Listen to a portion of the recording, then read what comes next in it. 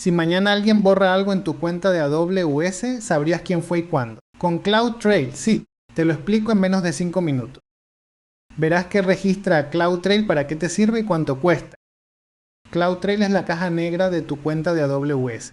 Registra cada acción que ocurre, quién la hizo, cuándo, desde dónde y con qué resultado. Un diario completo de todo lo que pasa.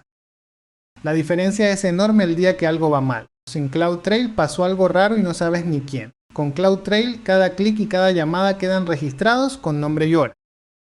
De cada acción guarda 4 cosas clave: el usuario o el servicio que la hizo, la hora exacta, la dirección desde la que se conectó y qué se hizo exactamente. ¿Para qué sirve? Para auditar la seguridad, investigar un incidente, cumplir normativas y detectar accesos raros antes de que sean un problema. El precio, con una buena noticia. La primera copia de los eventos de gestión, que son los importantes, es gratis. Los eventos de datos más detallados cuestan 10 centavos por cada 100.000. Un dato curioso: CloudTrail está grabando desde el minuto 1 en tu cuenta, aunque tú no lo hayas activado. Guarda los últimos 90 días de actividad para que puedas consultarlos.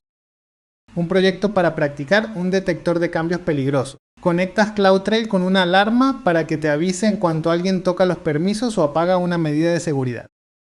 CloudTrail te dice quién hizo qué y quién puede hacer qué, lo decide IAM. Si no lo tienes claro, mira ese video en el canal. Nos vemos ahí.